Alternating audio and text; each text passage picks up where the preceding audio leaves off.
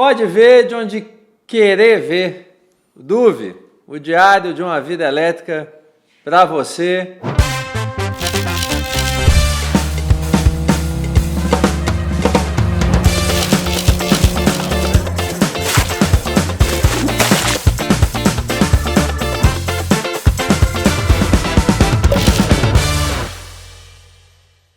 Mais uma boa conversa, mais uma boa entrevista, diria eu, internacional essa. Inclusive, antes da gente começar, eu digo que a camiseta, que não sei se vocês conseguem ler, Vento, Ventania, me leve para os 4 cantos do mundo, foi feita em homenagem a essa conversa que a gente vai ter aqui agora.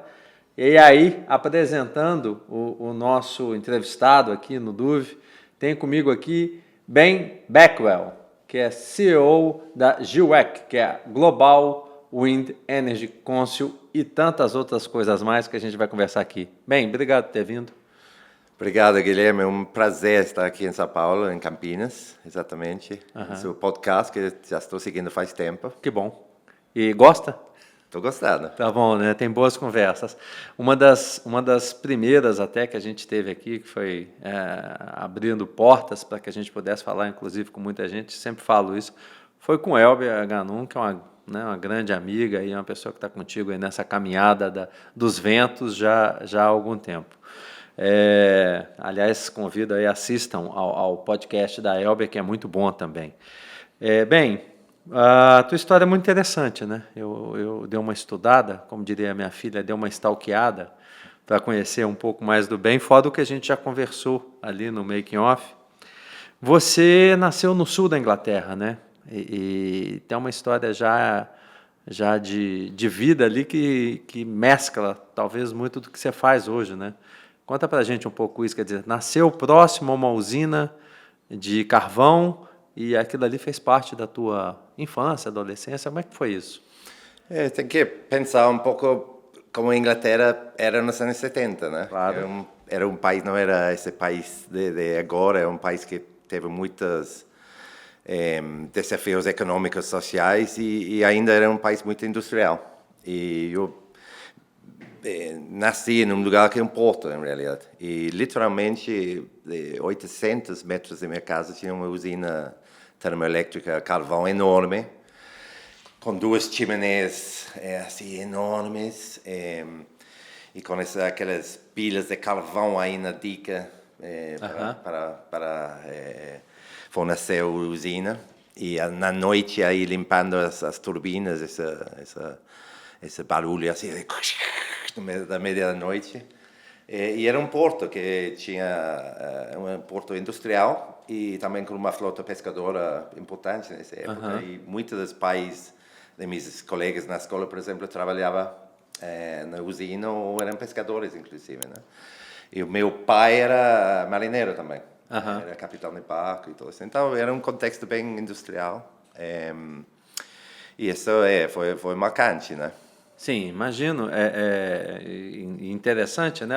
A vida, né? Te levar hoje para estar como, a gente vai falar um pouco mais aí à frente, né? Mas o embaixador dos ventos nos 4 cantos do mundo e ter esse referencial, claro, um referencial forte, ali na sua adolescência, né? No início de vida. A fábrica não existe mais, né? Eu li a respeito, ela na década de 80 parece foi desativada, não é isso? É uma história interessante, porque Inglaterra estava nesse processo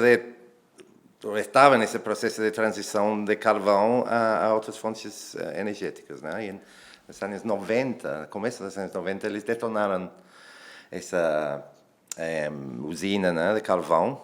As chimeneias caíram, acho que você viu Eu vi o vídeo, né? Muito legal. E agora, nesse mesmo lugar, é interessante ir visitar, porque eles têm uma usina a gás, que está com a mesma capacidade de geração, mas bem menor em tamanho, né? E quase nunca entra no sistema.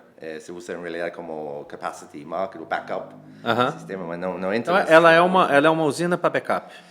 A maioria dessas usinas de gás entram em certas partes do ano agora. Sim. Sobretudo em janeiro e fevereiro, que são os meses mais frios, e tem um mecanismo de capacity, né, que eles recebem um pago para fornecer capacity, né, no mercado backup. Né. Então, está a usina de gás, mas bem menor. Está fora o eólica offshore de Rampion, que é uma eólica offshore bastante grande. De fato, agora estão fazendo o Rampion 2, que é uma expansão de Rampion, que se vê aí claramente, é uma das eólicas offshore mais perto da costa. A maioria não se vê, mas se vê claramente. É muito bonito, em minha opinião. E o porto já é um porto limpo. Se usa também agora uma área de lazer, as pessoas têm iates, as pessoas fazem Uma transformação, né, bem? Se você for pensar, olhar para esse processo, essas décadas, né, você sair de uma energia suja, o impacto deve ser, certamente é grande, e você olhar para o que é hoje, é outro tudo, né? É outro tudo. E essa planta eólica, essa usina eólica, ele dá energia para metade da demanda da província tudo, que é a província de Sussex. A metade vem dessa eólica offshore. Agora, uma curiosidade, tem influência do bem aí nessa eólica offshore ou é coincidência? Ou foi sorte? Eu gostaria de pensar que sim, que estava bastante ouvido. De fato, foi interessante, porque uns meses atrás eu fui convidado, eles fizeram um dia para pequenas empresas na região para a expansão, para o Rampion 2. E eles me convidaram para falar como uma pessoa que nasceu aí. Sim. Para essas empresas pequenas, estavam nas escolas e tudo isso para explicar as oportunidades para as pequenas e medianas empresas da zona da expansão. E eu sentia muito orgulhoso disso, né, de voltar onde eu nasci e falar disso. Né. E, de fato, o GWEC, que é o Global Wind Energy Council, ele tem uma escritório lá na Porta. Sim. Quase frente à planta eólica, onde a gente faz a parte de finanças, administração, está lá mesmo nesse porto. Então, eu sinto muito conectado. Mas eu queria falar mais uma anedota. Eu acho que nessa época, onde eu nasci, não tinha muita consciência do ambiente, não. Mas o mundo não tinha, né? Não era que lá não tinha, né? Era outro mundo também energético, né, bem? Completamente, mas também o tema da população, eles estavam limpando as turbinas e parece que estavam metendo toneladas de químicos tóxicos na atmosfera nessa época. E eu e meus amigos, a gente gostava de nadar no mar, né? Só que o mar era muito frio por aí. E tinha uma parte na praia, que era uma praia bem industrial, não era uma praia bonita, era toda usina, essas coisas, transformador elétricas. Tinha uma parte que saía água quente na usina e tinha umas cartéis bem grandes dizendo "Don't swim here", como não nade aqui. E era justo aí que a gente nadava, porque saiu água quente da usina e a gente tirava aí do lugar. E até hoje tudo bem, né? Até agora tudo bem, estou com a madeira aqui, mas estou sentindo muito bem. Estão todos bem. Estamos todos vivos. Muito bom. Então, e como é que foi essa adolescência do bem, essa juventude ali? Gostava de esportes? Tinha algum hobby, música? Enfim, como é que era o bem ali nesse momento aí? Eu jogava muito bola. Jogar futebol foi minha paixão durante muito tempo. Eu praticamente vivia no parque ou na estádio de futebol. E é torcedor de que time? Nessa época era torcedor de Southampton, que era outro porto que estava um pouco aí por a costa, né, do sul. E depois, quando eu fui a Londres, eu me virei fã de Arsenal.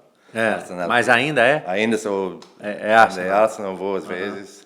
Você me deu uma notícia bem satisfatória que no Brasil você é flamenguista, né? O que eu não sei se foi por política, alguma coisa, mas isso ficou registrado. E aí, no momento de escolher a formação, bem, qual foram as escolhas que o Ben fez ali? Foi estudar o quê? Foi uma coisa meio estranha, né? Mas eu sempre queria ir para a América Latina. Eu bem cedo. Eu lembro vendo os mundiais e tudo isso, um pouco pelo tema de futebol, e vendo os times da América Latina, Brasil e Argentina principalmente, e identificando com essa paixão na futebol, né? Eu, sinceramente, sempre teve essa desejo de escapar da Inglaterra.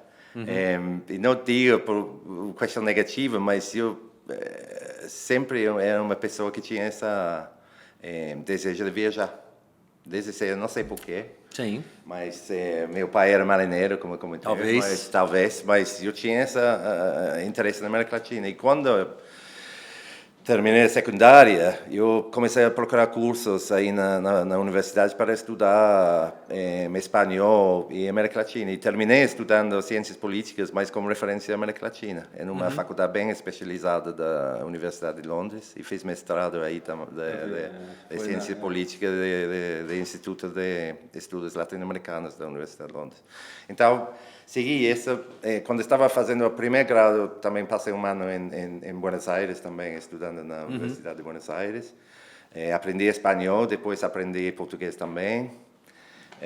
E aí me levei por essa paixão. Eu leia, nessa época, era antes da internet, né?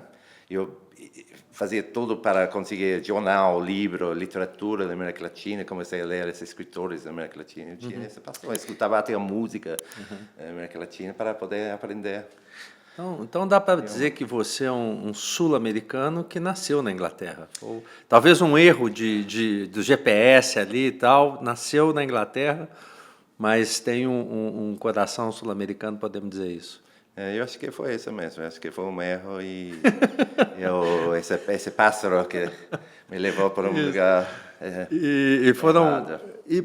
foram anos, esses anos de início. Eu vi que você veio para cá, você ficou um período, você comentou aí na Argentina, quer dizer, teve um primeiro período, mas depois um outro período mais longo, né? Mas muito envolvido já com o tema energético, bem, ou seja, acho que você noticiava, não era isso? É isso mesmo.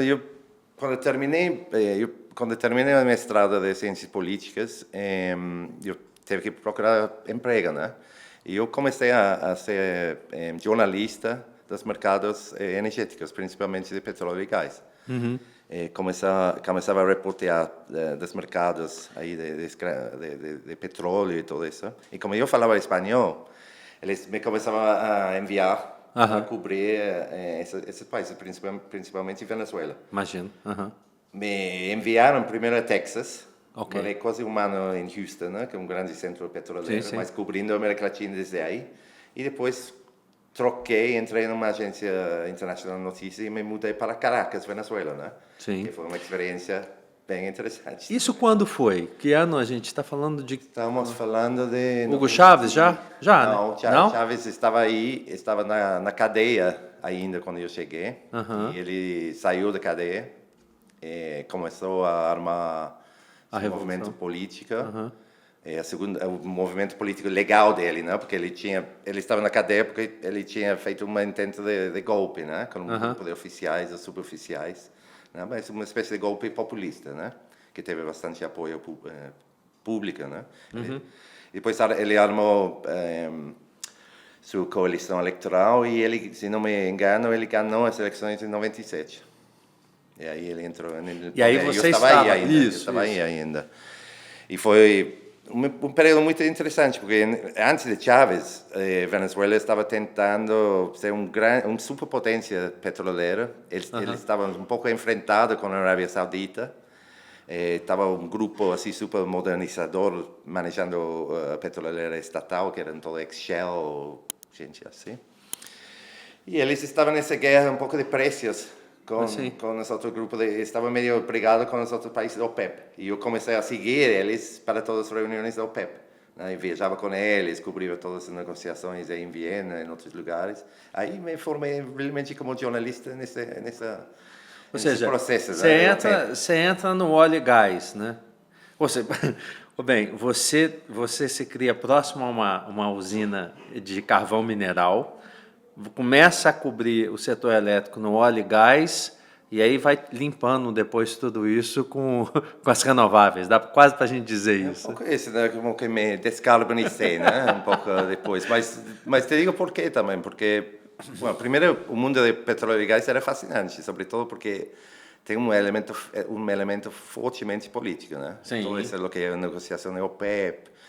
Tem uns analistas, jornalistas bem sofisticados cobrindo esse mercado, porque era esse mercado energético era um mercado que movia o mundo ainda. Você tem que lembrar que a centralidade de todo isso nos anos 70, o embargo de petróleo, os preços... A crise do petróleo. Era todo central político. Sim, né? sim.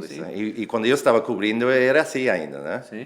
Era o centro do mundo energético. Aí eu aprendi muito dos jornalistas aí, da política, dos países, negociações. E eu imagino que era uma outra Venezuela, né?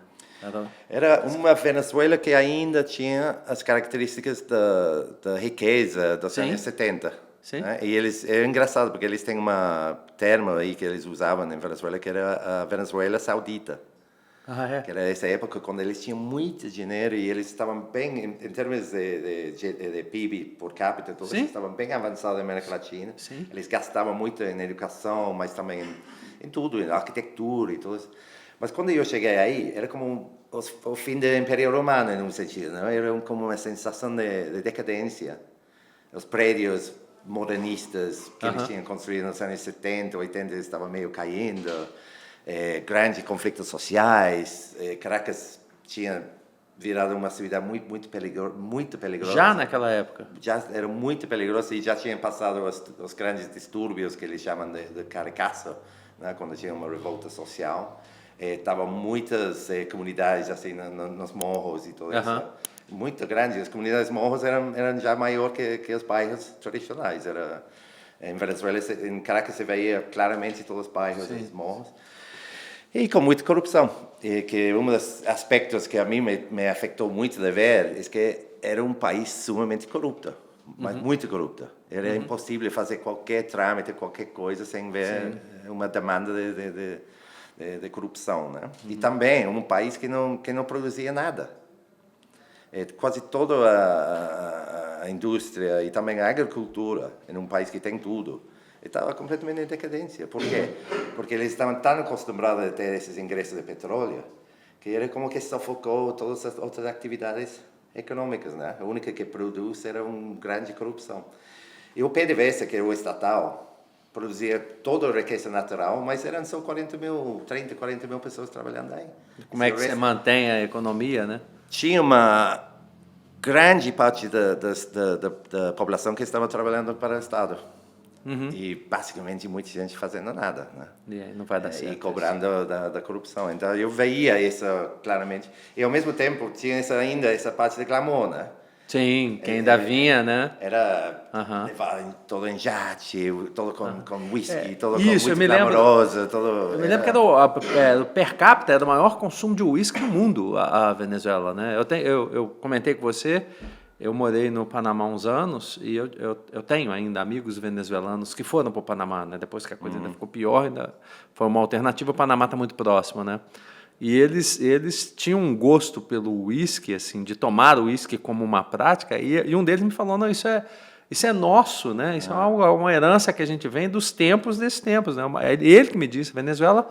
eles têm como um consumo de luxo, tinha esse momento mais incrível e tudo. E foi engraçado também, porque eu era muito jovem, mas, por exemplo, chamava uma entrevista com o ministro da Energia, essas coisas, você via no escritório, era uma torre, incrível torre, você entrava na oficina enorme, o tapete assim, os sofás de couro, os painéis de madeira das paredes, né? Sim. E eles diziam que esse era o estilo Venezuela Saudita, né? Todo esse Venezuela estilo, Saudita. Né? Interessante. E outro tema que acho que foi importante para mim é que também eu vi a degradação ambiental também. Sim. Porque nessa época eles me levavam o tempo todo a ver sítios. Me levavam a ver refineria aqui,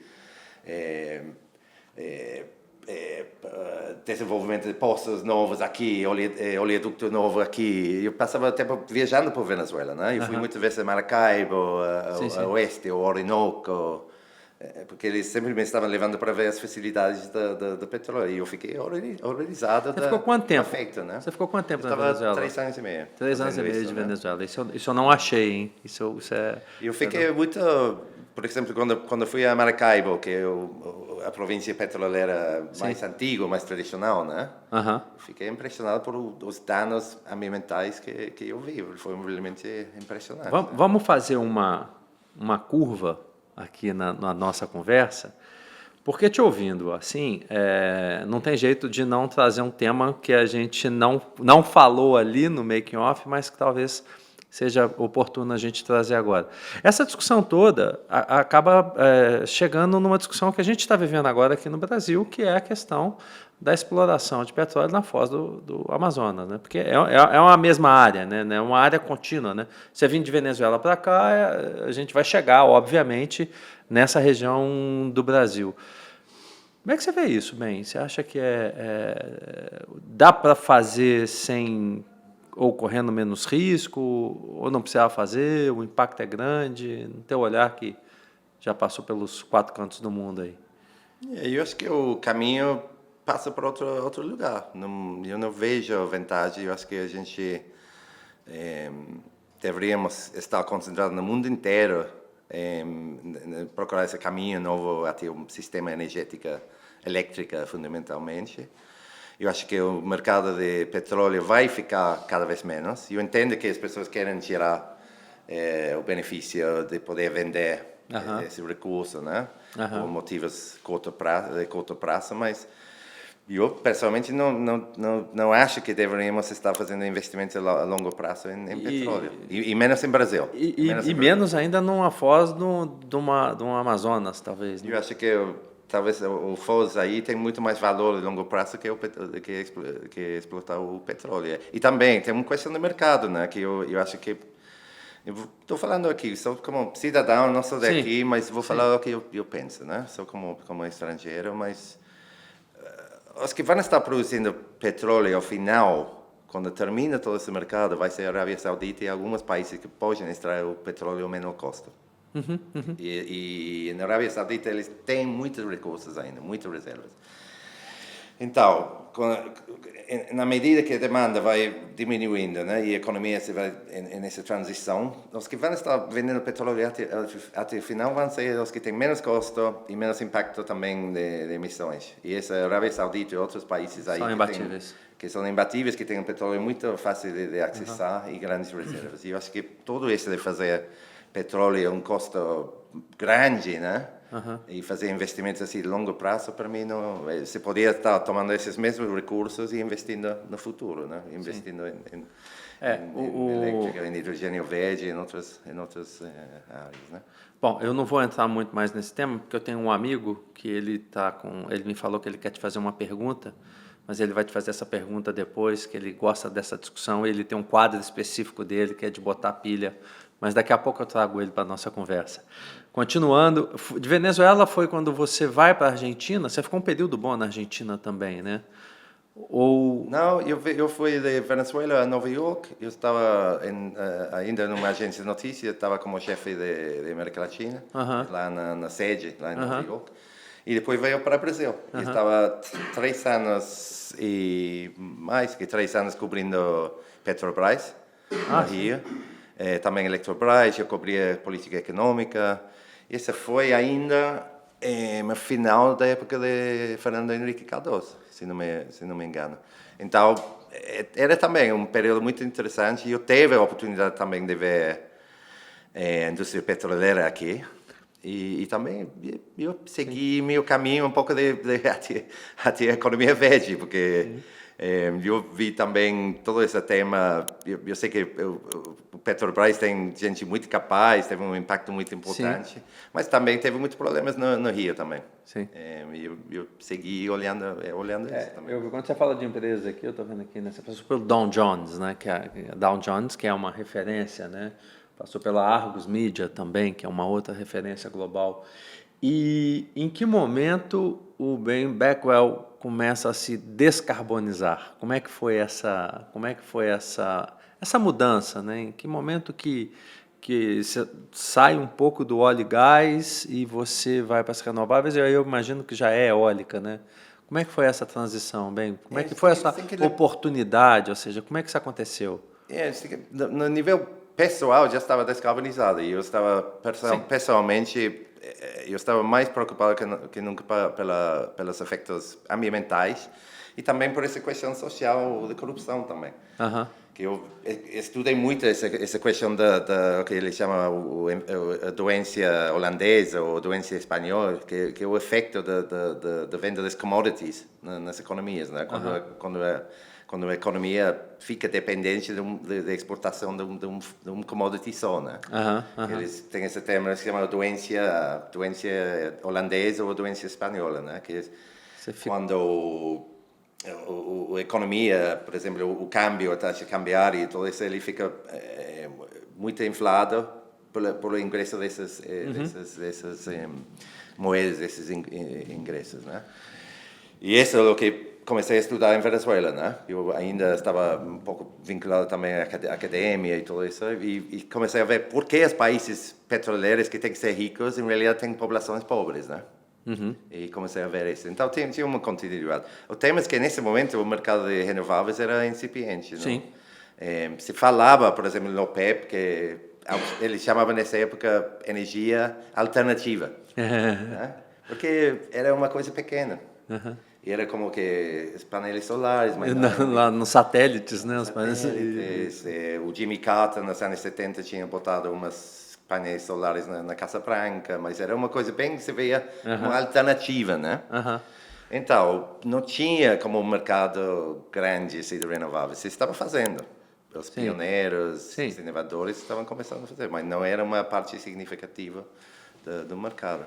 Então, a gente tem que avançar um pouco, porque quando depois eu estava cobrindo o mercado elétrico energético e eu comecei a trabalhar como analista cooperativo. Eu analisava as grandes petroleiras desde o ponto de vista dos balances, os acionistas, as políticas e tudo isso. Era analista cooperativa das grandes petroleiras. Aí comecei também a ver umas empresas que estavam começando a fazer eólica a grande escala, principalmente Iberdrola. Sim. E quando eu tinha voltado aí a Londres, eu comecei a cada vez mais analisar e fazer análises dessas empresas que estavam começando a realmente fazer de uma forma significativa. Eu acho que a Iberdrola era uma das mais significativas, que começavam realmente com projetos fazer, basar sua estratégia em fazer eólica, né? E tinham algumas outras também nessa época, Electricity, SSE em Inglaterra, que estavam começando a realmente centrar sua política, que tinham sido utilities tradicionais, muitos deles, né? Que estavam fazendo geração a carvão e gás e começavam a virar seriamente aí. Aí comecei a me interessar em série, né? Comecei a ver principalmente eólica, mas solar também. Aí comecei a virar e também ver que eu podia fazer carreira com isso. Eu já estava Tinha uma oportunidade aí. Falar em oportunidade em empresas, bem, enquanto você toma uma água, eu vou agradecer aqui aos nossos patrocinadores que permitem que o DUV, o Diário de uma Vida Elétrica, tenha essas boas conversas que sempre trazem muito história e muito conhecimento para a gente sobre o setor elétrico. Dá para dizer agora que é o setor elétrico global, né? A gente tem conversado com muitos atores e atrizes globais. E eu gostaria de agradecer nesse sentido a Trael Transformadores, que é uma empresa brasileira com mais de 30 anos de mercado, fabricando transformadores principalmente no Centro-Oeste. Quer saber mais sobre a Trael? Está aqui o QR Code da empresa, então acesse para que você possa conhecer toda a linha e tudo que a Trael faz.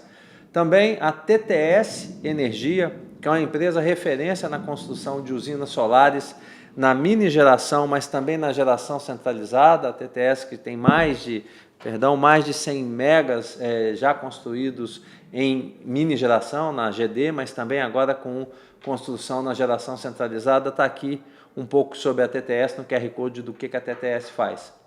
E claro também a TUV Highland, que é uma empresa mais que secular, 150 anos de história, uma referência global, uma empresa que valida, certifica equipamentos, processos no mundo inteiro, está no Brasil, está no setor elétrico, está aqui o QR Code também da TÜV Rheinland, para que vocês possam entender e saber mais o que essas empresas fazem. Então, meu muito obrigado aos nossos patrocinadores que permitem que a gente tenha essas conversas.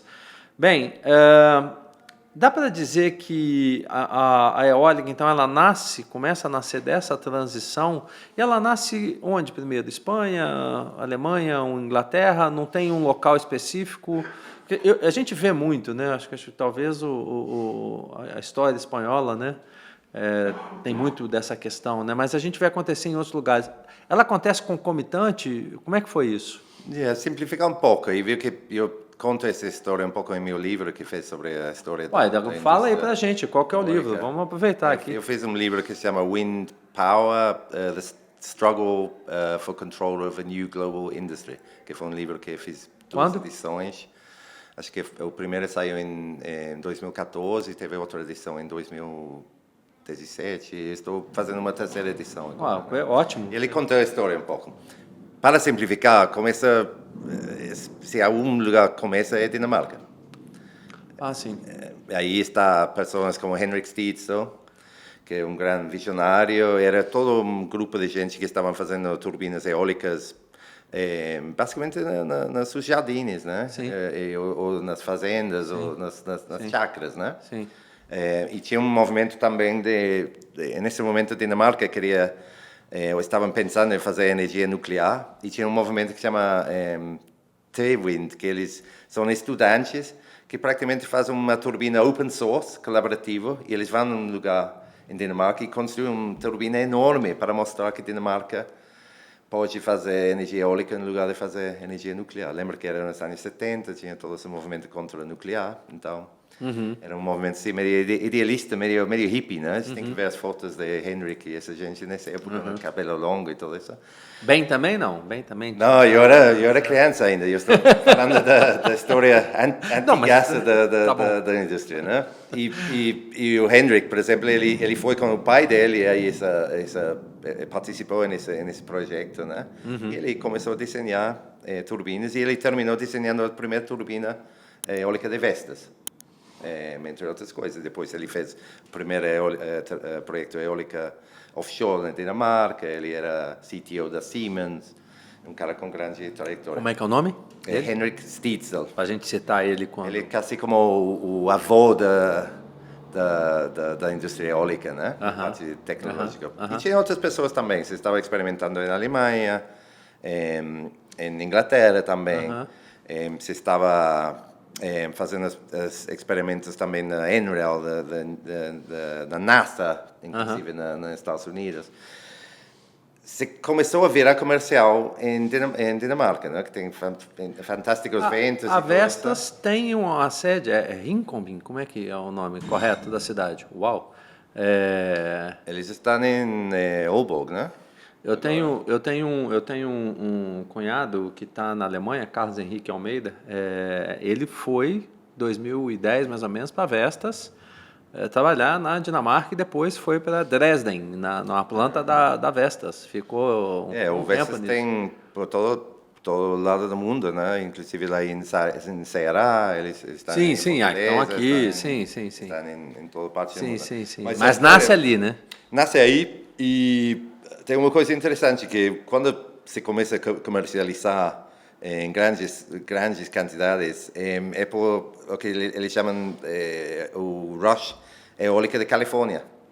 Califórnia, ele faz uma espécie de incentivo para a energia eólica.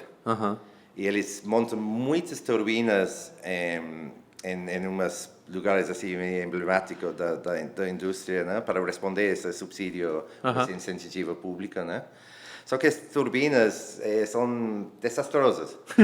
Caem nas pás, os ventos são muito fortes, e literalmente as turbinas não aguentam a pressão das ventas, né? E uma das pessoas, digamos, históricos da indústria que está fazendo projetos lá em Califórnia, ele toma um avião e ele vai para a Europa para procurar uma turbina mais forte para aguentar as ventas. Ou seja, vento tinha, né? Precisava de alguma coisa que suportasse. Exatamente. E ele termina em Dinamarca fazendo as primeiras grandes ordens internacionais para Vestas. E Vestas, nesse momento, realmente vendia para o mercado local, pequeno. E as primeiras grandes ordens internacionais eram para a Califórnia, né? Para essa California Windrush. Se tem um momento que tem uma expansão muito rápida em Califórnia, depois eles cortam o subsídio e tudo isso aí para. Mas é importante, porque é um momento que a indústria começa a ser um negócio, né? Internacional. Né? E aí o Ben estava aonde nisso? Como é que você estava olhando para isso? Você estava fazendo... Não, eu estava jogando futebol com meus colegas da primária. Eu estou falando da história muito antiga, cara. A pergunta do entrevistador foi péssima, deixa ele corrigir. Vai, não precisa editar, não. A gente, a bom de a gente ser ignorante é isso, às vezes a gente erra mesmo. Não, mas estou contando essa história porque você me perguntou como começou da história, a indústria. Não vou contar toda a história, mas acho que o primeiro momento histórico é esse, né? E depois tem vários momentos, por exemplo, que os europeus começam a fazer metas a nível governamental bastante fortes, né? E isso reflete em diferentes países, tem todo o crescimento na Alemanha, em Espanha, se formam as empresas assim emblemáticas da indústria, né? Gamesa em Espanha, o Enacon em Alemanha, o Vestas em Dinamarca, o GE compra uma empresa que se chama Zond nos Estados Unidos e o GE se estabelece, o Suzlon que é na Índia. Aí você começa a formar uma indústria global, né? Mas leva tempo. Porque começa muito pequeno, as turbinas são muito pequenas ainda, né? As turbinas assim... O fator de capacidade devia ser, óbvio, mais baixo. É um pouco parecido com o do solar, que eu conheço um pouco mais. Mas é isso. E são turbinas pequenas ainda, né? Eles vão, na época, assim, 50 kW era grande ainda, né? E ele vai... crescendo. Escalando cada vez mais atrás de 20 anos, né? 20, 30 anos. Né? Então, essa história, isso que eu ia te perguntar, essa história é uma história de que ela começa a vazar. Agora temos uma indústria, dá para dizer que foi quando? Início dos anos 2000, talvez? Eu acho que tinha uns momentos importantes quando, primeiro, você estava expandindo em muitos lugares, mas tem uns momentos importantes, por exemplo, quando a comunidade europeia passou o 20-20-20, que era... chegar a 20% de renováveis por 2020, esses tipos de metas governamentais foram muito importantes. E muitos dos países industrializados começavam a ter o que era feed-in tariff ou algum outro esquema para incentivar renováveis, né? E isso permitiu a eólica ter uma grande expansão, principalmente de 2005 para em frente, começou a expandir muito forte, né? Muito forte. E sigue expandindo muito forte. E o solar também começa a pegar forte. Vai um pouco depois da eólica, sim, né? vem depois, sim. Com mais subsídio no princípio, depois ele começa a reduzir dramaticamente os custos e começa a crescer muito rápido, né? Sim. E, bom, então agora sim, talvez a pergunta correta, em que momento bem, né, falando um pouco de data e circunstância, encontra a eólica, né, e começa esse trabalho. São quantos anos de histórias, de experiência tua na energia eólica, bem? Como é que ela começa e quanto tempo já vai falando disso? Eu comecei a olhar já quando eu estava cobrindo a OPEP e tudo isso, porque foi engraçado, porque os países da OPEP sempre diziam, não, se a gente tem os preços muito altos, as energias alternativas vão crescer e vão perder o mercado. E já estavam conscientes de que vinha essa onda, né? Sim. E eu comecei a ver bem, por aí, 2005, por aí, comecei a ver bem e já veia que já se estava virando um negócio importante, global, né? E eu comecei a mudar a minha carreira um pouco de analista também, de escritor, de jornalista, de começar a cobrir e dar mais espaço para essa indústria, né?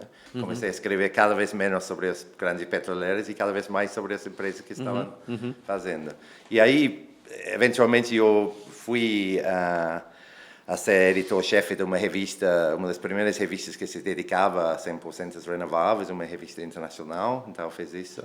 E depois eu fiz livros sobre a indústria, também eu fiz a campanha de COP de Paris, que é para a indústria eólica, junto com a Associação Europeia, que se chamava Solução Eólica.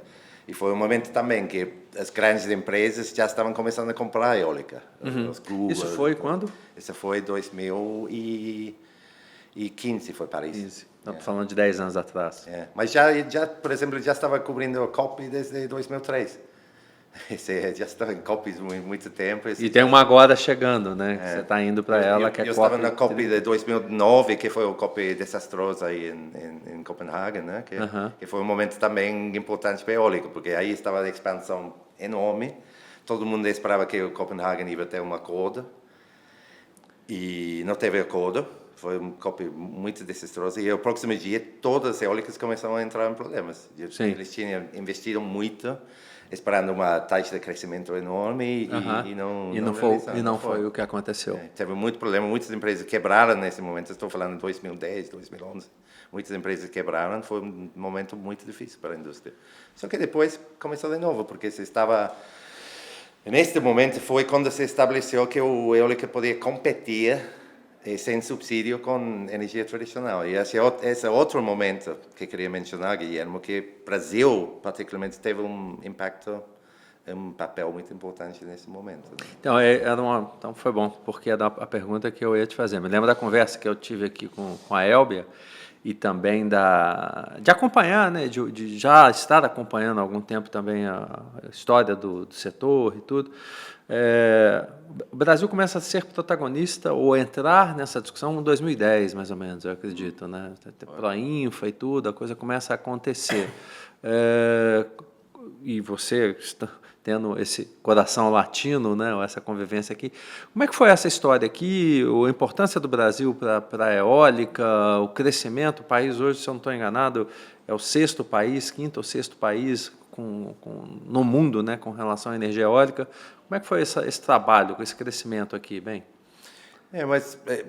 Acho que tem dois momentos muito importantes, e eu estava já envolvido nesses momentos, né? Mas o primeiro é que eu lembro que os que estavam em GWEC neste momento, que era Steve Sawyer, o grande Steve Sawyer, que estava o secretário-geral antes de eu, o Ramon Fiesta e outra gente levaram o ministro Matos para a Espanha. E eles levaram ele para o Centro de Controle Elétrico da Espanha, o Centro de Iberdrola. E o que eles me contaram é que tinha um jantar quando ele realmente tinha ficado impressionado com a Espanha, de ver que eles podiam integrar grandes quantidades de potência eólica no sistema sem problemas. Que era uma indústria que estava crescendo muito, muito na Espanha. E eles praticamente falaram, olha, se vocês em Brasil pode fazer 1 giga por ano, a gente vai lá investir, a gente vai fabricar lá. E foi um momento importante, né? E depois se fez Proinfa, né? Que ainda era com subsídio, com apoio. Uns anos depois, quando eles já criaram o sistema dos leilões, com o EPE e tudo isso, o mundo se deu conta que a eólica podia competir sem subsídio com a energia fóssil. E foi um momento muito importante. Por quê? Porque ninguém esperava que os fatores de capacidade iam ser tão impressionantes no Brasil. A gente começou a ver esses projetos no nordeste do Brasil com fatores de capacidade de 56%. E eu lembro dessa época, eu analisava assim... Alguma coisa errada. Não é possível, mas depois olhava e era possível, né? E a economia, os preços que começavam a tirar nas leilões, realmente fazia que a indústria mostrava, não, podemos competir em qualquer lado, sem medo de ninguém, né? E um processo semelhante estava acontecendo em outros países, né? Em Sudáfrica, nas primeiras leilões que começavam a ganhar aí. Também, por exemplo, no mercado das PPAs em Texas, que era uma indústria puramente comercial, baseada em economia, sem subsídio, começava a ganhar muito espaço no mercado e a gente começou a ver isso. Em México também, eu acho que foi uma combinação dos excelentes recursos aqui no Brasil, o sistema que criou o governo, o IEP e tudo isso que dava um marco competitivo para as renováveis, e também a tecnologia eólica que já tinha chegado um momento já estava mais madura, era muito mais eficiente, fatores de capacidade alta, menos gasto de manutenção, já era uma indústria muito eficiente já. Curiosidade, bem, de quem conhece menos aí no tema da eólica, o fator de capacidade do Brasil é um dos mais altos do mundo? É uma das mais altas do mundo, principalmente por a constância das ventas, né? Ventas fortes, mas também constantes, né? Que mantém, né? Porque, sem ser muito técnico, para a turbina não tem que estar passando muita energia mudando para capturar o vento vem seguido, todo o tempo, é constante, não tem que estar subindo, baixando a geração. Então quer dizer que a turbina também faz isso? Ela faz como um tracker no solar? Ela busca Eu não sabia. Ele busca, o próprio nacelle busca e as pás também vão mudando da ângulo. Ah, é? Mas você usa certa energia, sim, né? E você sim, perde claro, certa, claro. Você perde certa, se você tem um vento constante, é muito mais eficiente. E olha o vento, por exemplo, em Bahia, também que toda noite. Para o sistema é ótimo, né? Sim. É ótimo, eu combinava muito bem com a hidrelétrica. Tinha um efeito também estacional, de complementaridade estacional com a hidrelétrica. Então pegam muito bem no Brasil, né, com o sistema. Né? Muito bom. Entrando numa reta, não é reta final, a gente tem alguma conversa ainda, mas já adiantando aqui, né, o nosso podcast, tem uma frase muito interessante do seu discurso, e acho que vai muito do momento que a gente está vivendo, que diz que a crise climática não é apenas um problema, é a maior oportunidade de fazer melhor, de crescer e gerar prosperidade. E a gente tem vivido isso, né? A gente está vivendo esse momento, né? Então, eu vou deixar para um amigo meu, que eu te comentei, ele gosta muito de participar. Quando ele ficou sabendo que você vinha, ele falou, inclusive, que te perguntava em qualquer idioma, que ele é de outro planeta, então ele faz perguntas de qualquer idioma, mas ele vai fazer em português. Eu vou chamar ele aqui.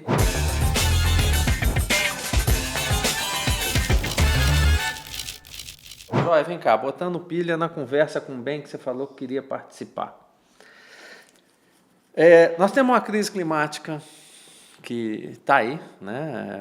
A gente pegar só para pegar de hoje, tem um furacão Melissa, que acho que é o maior dos sei quantos anos, 100 e tantos anos. A gente tem observado, no dia a dia a gente tem observado, né, em várias regiões do mundo. Do outro lado, a gente vive, bem, isso tudo pensamento dele, tá?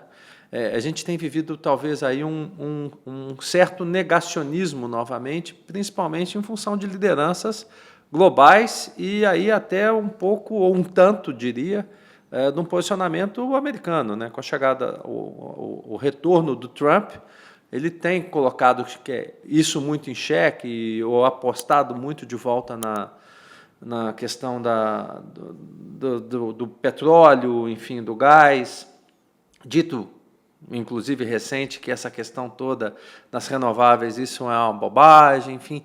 Pergunta do Zóio para você, que passa pelos 4 cantos do mundo, como é que é isso? Ou seja, qual o impacto disso? A gente faz um gap, né? A gente tem que se reestruturar. A gente tem vivido no Brasil outros problemas, mas aí são outros problemas, né? Enfim. Mas quando a gente olha para o cenário global, isso impacta muito, né? Como é que, na pergunta do Zóio, como é que você está olhando para tudo isso? Bom, adorei a pergunta, né? Mesmo vindo de outro planeta. Outro planeta. Né? Muito bom. Bom, primeiro, acho que é importante estabelecer um contexto, né? A transição energética está acelerando ainda.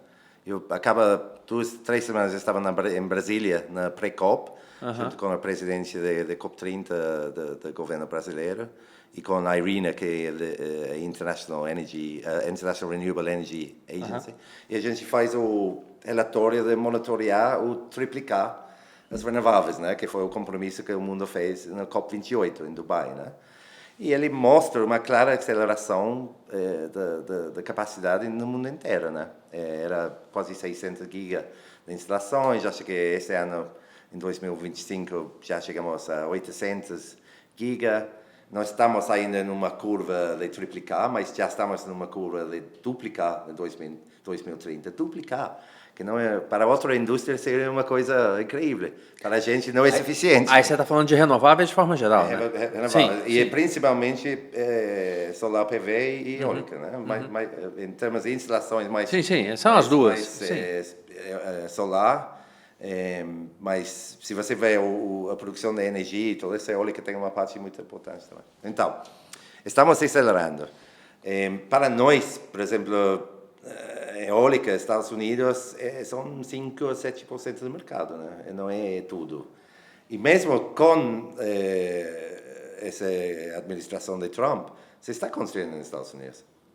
Esse ano eu acho que a gente vai fazer 7 gigas de eólica onshore nos Estados Unidos. Acho que o ano que vem 10, aproximadamente 10, porque se não mudam mais as regras, as empresas seguem construindo eólica. Por quê? Porque a economia é excelente. Os preços da eólica onshore são muito competitivos. E se você vai produzir em um ambiente comercial uma energia muito mais cara e depois vender no mercado, não funciona assim, não. Então, mientras você pode construir, a eólica vai seguir sendo muito competitiva, o solar PV também. Então, para mim é isso, né? É a economia que faz anos que está o motor desse processo. Não importa se uma pessoa disse que não funciona ou é caro, quando não é. Isso não importa quantas notícias falsas que você espalha, os números vão contar, né, no mercado. Afinal, o preço vai ser esse de eólica, outro de solar, outro de gás, outro de nuclear, e as pessoas têm que comprar essa energia. E uma das coisas que estamos vendo já nos Estados Unidos é que os preços de eletricidade estão subindo, principalmente onde tem data center e concentração de data centers. Eles vão precisar mais eletricidade. Eles vão esperar aparecer outras fontes que não existem, como nuclear, de SMAs ou uma coisa assim, de pequenos reatores modulares, ou eles vão não deixar entrar no mercado eólico solar e comprar fontes mais caras. Eu acho que não tem muito sentido. Então, eu acho que é muito importante ver o que eu chamo os fundamentais, né? Da economia energética. Né? Primeiro é isso. Né? E segundo, eu acho que o desafio, mais que todo, é política. Economicamente, eu acho que como indústria estamos muito confortáveis que podemos competir em qualquer lado com qualquer outra fonte. Né? O estudo da IEA, o World Energy Outlook, mostrou que 90% de todas as instalações elétricas do ano passado eram renováveis. 90%. É muito, hein? E essa conta é uma história, né? Que a vantagem de preço, de eficiência é grande, né? E depois, no estudo do IRENA, eles estavam dizendo que os projetos renováveis são competitivos com a indústria fóssil em 92% dos mercados. Então, a direção da viagem é muito clara aí. Como o Francesco La Câmara falou outro dia em Brasília comigo, na conferência de imprensa que a gente deu, a transição energética é imparável nessa sensação. E você pode ter uma pessoa que fala que não é, que a turbina é feia, que é caro, que o painel solar não funciona, qualquer dessas coisas, mas afinal a realidade você vai ver, né? Eu tenho essa confiança no mundo. Agora, desafios políticos tem, e eu acho que quando tem um ator na sala que fala muito alto e que tem muito poder, ele pode começar a afetar os discursos, a narrativa de outras pessoas, né? E acho que a gente tem que sair como indústria, os governos que estão comprometidos com a transição e falar claramente. Por isso eu estou muito inspirado no exemplo do Brasil, que o Brasil tem uma posição muito clara em prol da transição energética. Eles estão, por exemplo, com iniciativas vendo, por exemplo, a integridade da informação, iniciativas contra toda essa indústria da fake news, da informação falsa. Tem atores importantes, tem o Brasil, tem a comunidade europeia, tem a própria China, que está avançando muito rapidamente, tem muitos outros países pelo mundo que estão firmes em sua convicção. E é importante que essas vozes, que são as vozes sensatas, que essas vozes que estão manejando dados reais, não falsas, que a voz deles está sendo escutada, e não é simplesmente de um país ou uma pessoa que está espalhando a informação falsa, né? Sim, ou com interesses diferentes, né? Acho que vai muito para a questão que você colocou aí, né? Acho que a questão é interesse econômico. Não, foi claro, ele pediu, na campanha, ele pediu doações de $1 bilhão das grandes petroleiras e ele recebeu. Então, está claro. Tem que pagar o patrocinador, né? Pagar o patrocinador, mas é uma direção assim de viagem que está completamente contra onde se sustenta, talvez, né? O tempo você vai terminar com uma economia é atrasado. Sim. Né? Mentre o resto do mundo está avançando para sim. a economia de energia inteligente, né? Do futuro, o que eles chamam o estado elétrico, né? O electric state. Né? Você me fez lembrar, num dos podcasts muito bom que a gente teve aqui também, foi com o Ricardo Amorim, que é economista conhecido. Aliás, assistam, o podcast do Ricardo é muito bom também. Ele diz isso, o máximo que você consegue fazer quando você toma decisões erradas é atrasar o processo evolutivo teu. Né? Que é isso, né? Você acaba prejudicando o próprio país, nesse caso, né? As empresas que fazem outras escolhas. Um argumento que se usa muito, bem, aliás, obrigado, viu, Zóia? Essa é a posição do bem sobre isso. Um argumento que se usa muito é a questão da intermitência, muitas vezes, das fontes renováveis, das novas renováveis, né? O caso tanto da solar quanto da própria eólica. A chegada do armazenamento, ela vai equilibrando isso? Como é que você tem visto essa? Porque acho que não é só aqui, né? Eu ando mais na América Latina, menos que você, questão do mundo, mais na América Latina. Então a gente vê isso que está acontecendo no Chile, na Argentina, aqui também. Acho que até um pouco mais atrasado, mas agora tem que ir. É uma complementariedade, né? Ajuda muito, né? Com certeza. E como você falou, Guilherme, esses desafios que a gente está vendo em Brasil não são únicos de Brasil, né? Eu chamo esses desafios como desafios de meio transição, né? Da mid-transition, né? Porque quando você está chegando aí 10, 20% de penetração das energias variáveis, né? O sistema incorpora, normalmente tem muito problema, mas depois quando você vai avançando muito mais, e aparecem desafios da rede, de balanço e tudo isso, mas isso é parte da transição, né? Sim. E isso, por exemplo, eu lembro em China, quando a gente começou a cobrir, eles estavam com um curtailment enorme, né? E eles todo ano a gente fazia um informe do curtailment da China. Por quê? Porque eles estavam produzindo grande eólica no noroeste e a demanda estava no sudeste da China, né? Na costa. E eles tinham que investir fortemente em hedges, né? E eu acho que tem vários elementos, né? Primeiro é hedges. A hedge tem que ser construída constantemente porque os renováveis são eles têm muita sede de redes, né? Eles precisam muito de transmissão, né? É como nós aqui, é muito grande, né? Muito grande, você precisa de muitas conexões, e quando você está mais conectado, é mais fácil balancear o sistema, né? Por exemplo, o Reino Unido, que é uma ilha, às vezes ele tem mais que 55% da energia eólica offshore no sistema. Em uns dias, quando vento muito. 55%. É muito, hein? É uma fonte só. Mas maneja bem. Por quê? Porque está construindo muitas redes, está também conectado a outros países, está conectado com interconectores com França, com Holanda, com Noruega. Uns dias ele vende energia aí, outros dias eles compram. Quanto mais conectado a diferentes fontes, melhor. Né? E o segundo é o que você falou das balanças das fontes também. Estamos vendo, por exemplo, não adianta só fazer solar quando você tem horas picos, por exemplo, na noite. Tem que ter um balanço, né? Sim. De diferentes fontes. Sim. Armazenamento, você vai ter que ter, né? Tem tanto a curto prazo como a longo prazo. E tem umas fontes de armazenamento, tipo hidroelétrica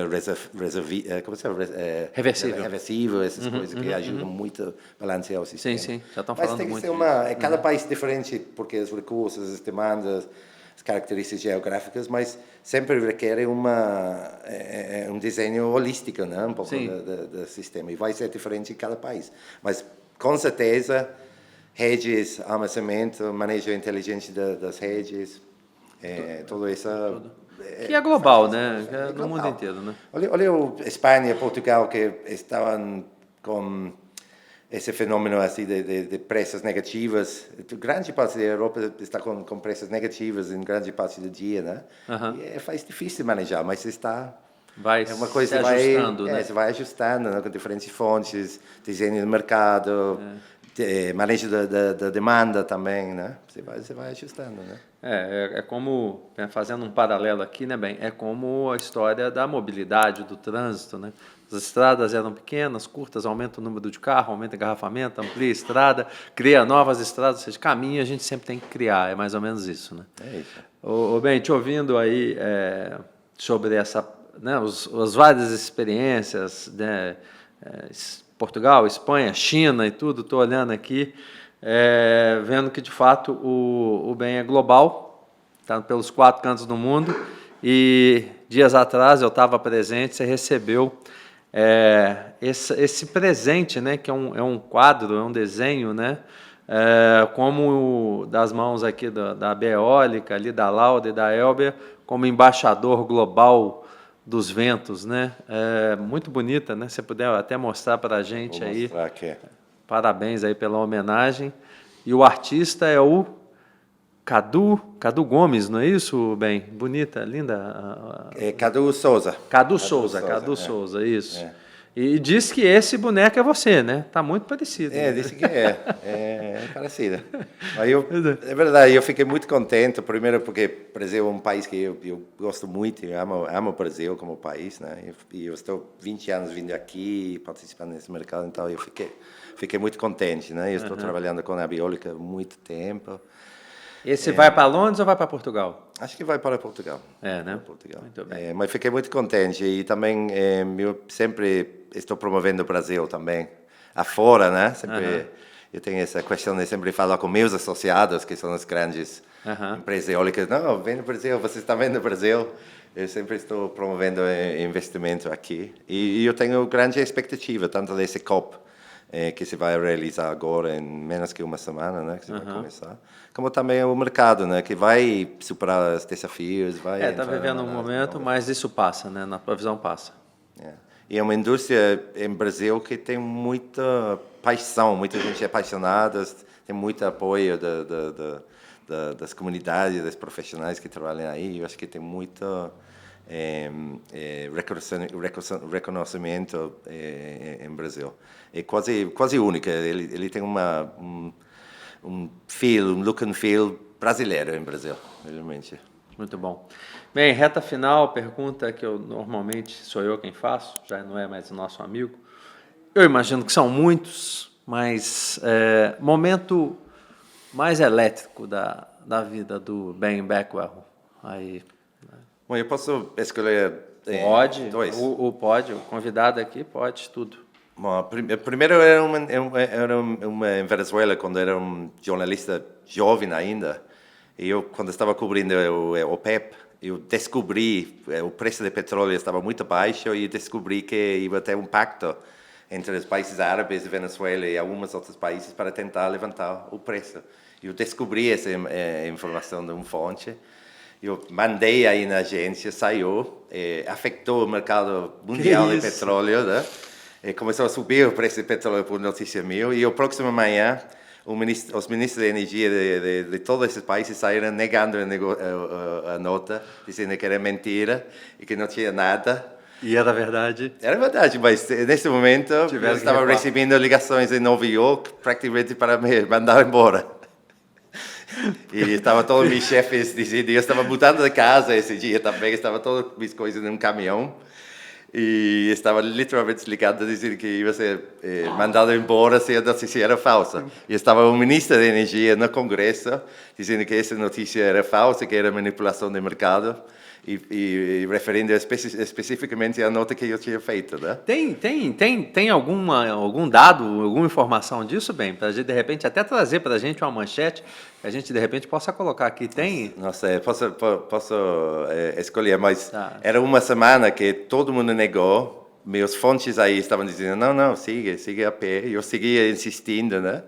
E acho que o outro domingo apareceu todos os ministros lá em Riad, na Arábia Saudita, confirmando que tinha um acordo e estavam reunindo. E aí era o momento de eu tomar o charuto, tomar uma cerveja. Mas não ficou com receio? Você não ficou com medo? Medo?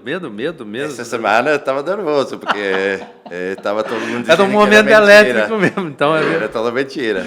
E tinha meus próprios colegas que eram mais experimentados que eu, né, que eram os chefes, né, diziam, não funciona assim, não. Se fosse assim, eles já teriam os vistos para a Arábia Saudita. Não, eu sei que eles não estão aí. E era assim? Estavam aí. Eu sabia que estavam já no avião, viajando para lá. Então, esse foi um momento elétrico. Outro foi o COP28, né, que eu a gente tinha formado o GRA, que é o Global Renewables Alliance, que eu atualmente sou o presidente do conselho, e junto com Bruce Douglas, que é um grande amigo meu, que é o CEO aí, cara, ele vem ao Brasil domingo. Eu vou apresentar, ele é uma pessoa excelente, né, que realmente é um voceiro muito importante para a indústria. Com ele, a gente fez uma campanha de Double Down, Triple Up, que é duplicar renováveis, né? Perdão, triplicar renováveis e duplicar a eficiência energética. E esse slogan, Double Down, Triple Up, ele foi adotado por muitos ministros, pessoas da sociedade civil, CEOs. Algumas nem sabiam que veio da gente, mas foi a gente que fez. A gente fez esse slogan. E a gente estava vendo na COP ministros levantando dizendo, como disse o slogan, Double Down, Triple Up. E afinal terminou mais que 200...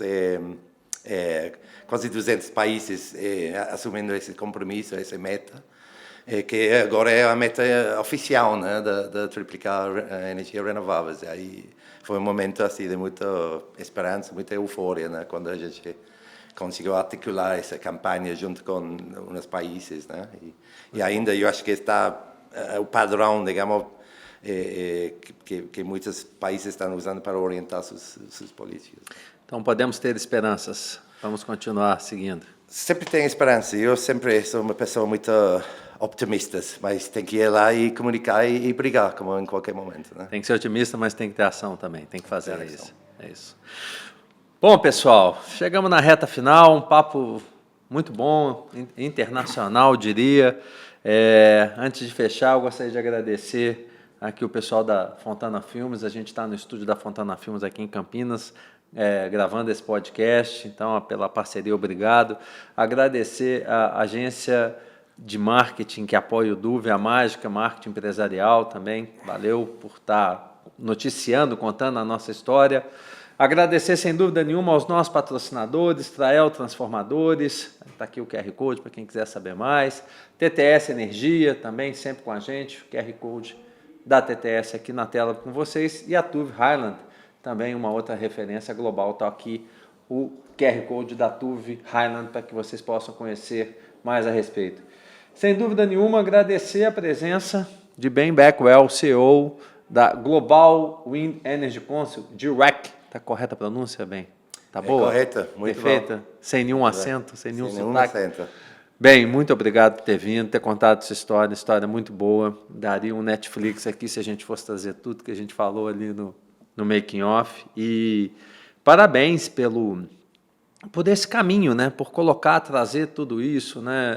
É fundamental que a gente tenha vozes globais que mostrem que o caminho é esse, né? Um caminho de um planeta mais limpo, de uma energia melhor, enfim, acho que são fundamentais essas pessoas, então parabéns e obrigado por isso. Parabéns, Guilherme, foi um prazer vir aqui. Foi todo meu. Podcast.